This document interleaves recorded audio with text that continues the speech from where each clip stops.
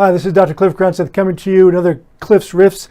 Today we're going to be talking about foot pain, foot and ankle pain, and it's quite complex. For those that don't know, if you think about how much load your foot takes when you walk a mile, if you say weigh 100 pounds and you have about 2,000 steps per mile, depending on how long your stride length is, that's 200,000 pounds cumulative on your feet for walking 1 mile. That equals, if you divide it by 2,000, that's 200,000 pounds divided by 2,000 is 100 tons of pressure on your feet walking a mile. And that's just 1 mile. Walk 5 miles, that's 500 tons of cumulative weight on your feet by walking 5 miles. Think about the load that's on your poor little feet. Now the feet are composed of 26 bones per foot. That's over 50 bones in both feet. Over a quarter of the bones in your body are in your feet. And on top of that, you've got hundreds of muscles and ligaments to keep it all together and to keep you moving. Now everybody's feet are a little bit different. Some people have very high arched feet and some people have very flat feet. There are two arches in the foot. There's the longitudinal arch, which goes from the heel to the toes, and you know that more from the inside arch. You can oftentimes see that a little bit more prominently. But you also have a transverse arch, an arch that goes across the foot that helps you cushion when you take the steps. Some people, unfortunately, don't have that cushion. They have fairly flat feet. They don't have the transverse arch. They don't have the longitudinal arch. So their feet oftentimes take a beating, especially on what's called the metatarsal heads, right on the ball of your foot there. And with each step, it takes a little bit more pounds or pressure on the foot, and that can over time accumulate a lot of micro trauma. And some people have kind of neuropathic feet. In other words, their feet are numb and oftentimes cold, which relate more to the nerves than the actual mechanics of the foot and the cushion thereof. But over time, when you think about all of that cumulative load on your foot, the idea that you're not going to get some type of micro trauma is unbelievable. It's really an amazing little bit of a anatomic device. Now that's the cumulative chronic injuries. You can also have these sudden injuries, these ankle sprains, which are more acute, like an ankle sprain when your foot goes in. And if you end up with an ankle sprain, you have some swelling, that usually will subside with time. If the swelling develops into a nice bruise around the ankle, that means that you probably tore something. You probably tore a ligament, a tendon, even fractured a bone, because that means that you've got bleeding that occurred inside of the ankle or the foot. If the foot is so painful that you can't walk on it, that's usually a sign that you probably broke a bone and might be worth getting checked out. If you can put weight on it, the general rule of thumb is it's probably a ligament or a tendon sprain, which will kind of subside with time. Even fractures will, but you want to make sure if you have a fracture that it gets evaluated, because you might need some stabilization. If you broke the actual bones of your legs and that hold the ankle together, that can cause significant instability. So you definitely want to get that checked out.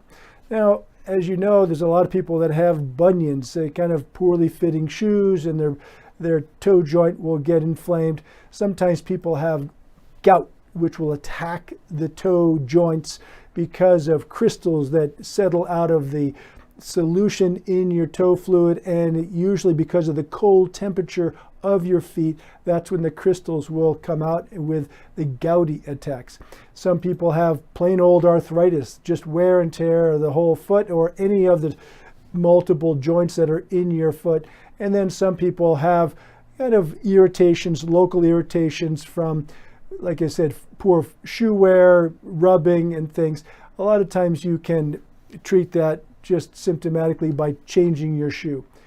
Things like athlete's foot and fungal infections are not necessarily painful unless they cause the skin to crack and peel. That's usually treated with just some topical antifungal. But if you have a more serious problem like an infection where it's red and inflamed, definitely want to get that checked out.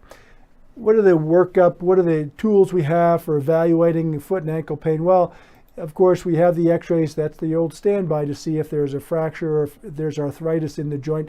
MRIs are very good at looking deep inside of the joints as well to see if there's inflammation. In this case, you can see that this little ankle bone right here has a small divot in it, which is likely the source of the pain. You also have ultrasound, which is what we love here at Spine West. You can see the fibers of tendons and ligaments and even fractures that are missed on x-ray with ultrasound because of the fine detail that you can see and the resolution of the ultrasound. You can also look at things moving dynamically with ultrasound. When you move the foot, you can see the tendon glide or if there's fluid that's collecting.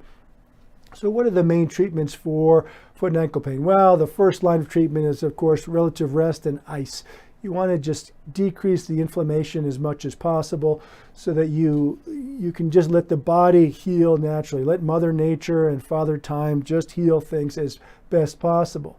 The other thing is really just looking at the biomechanics. We'll oftentimes look at the angle of your feet and the ankles because if they're malaligned, it causes abnormal stress and wear and tear on your knees, which can actually lead to early arthritis in one part of the knee and lead to a knee replacement simply because you don't have the right alignment in your foot and ankle. So if you change the mechanics of your ankles and your feet with good arch supports, for example, say with good shoes that have good anti-pronation stiffness, you can avoid oftentimes the needing a knee replacement or hip problems later simply by changing the foot mechanics and the alignment. Some people need the extra orthotics that you can get either off the shelf. There's some orthotics are good enough. If you go to a running store or some places just have off the shelf orthotics, you don't need anything customized, and sometimes people's foot architecture is such that it does need a custom mold to accommodate the mechanics. But the big thing is if you change the mechanics of your ankle and you rotate the load on your knee, you can, like I said, you can avoid problems 10, 20 years from now just by staying on top of your mechanics now. The other thing that we oftentimes do is exercise. You want to keep your tendons and ligaments as stretched out as you can, especially if you have plantar fasciitis. That is a painful bottom of the foot. The fascia attaches along the base of the foot to the heel bone, the calcaneus, and that oftentimes becomes a real painful spot. And the key thing is to try to stretch that out as much as possible so you're not at night having the fibers contract down and while they're healing, and then you take that first step and it just rips all the healing processes that Mother Nature's been trying to do overnight, and you undo all of her work. So the key thing is exercise as best you can. One of the easiest way to actually strengthen and exercise your foot and ankle is to spell the alphabet with your toes in capital letters, and that will range the ankle and the foot through all of its motion, and if you do it slowly, you can build up strength to support the ankle. Focal ice is very helpful if you have one spot which is just extremely tender. Again, that just minimizes the inflammation. And then you've got other things like vitamins. B12 is a favorite of ours simply because that's like fertilizer or Miracle Grow for peripheral nerves, and that gives the nerves the nourishment to try to regenerate. And we oftentimes recommend getting methylated B12 because some people don't have the ability to actually activate the vitamin B12 or the folate. So you might want to pre-buy the active version called methyl B12 or methylcobalamin. And then, of course, there's surgery. Surgery can be very complicated. As you can see in this poor foot, with multiple screws placed in the midfoot of the sole there. We oftentimes will use platelets, platelet-rich plasma, which we spin out of the blood. Those have little growth factors inside the platelets that can sometimes provide accelerated healing.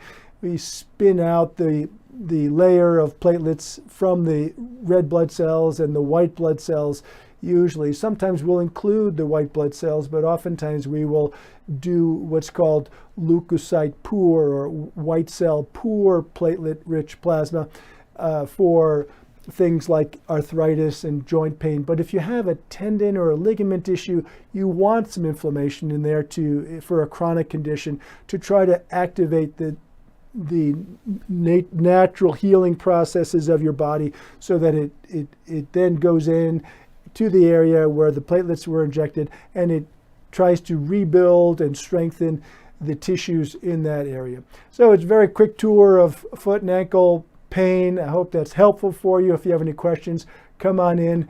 We hope to keep you out there walking pain-free if best possible. We'll see you next time. Take care.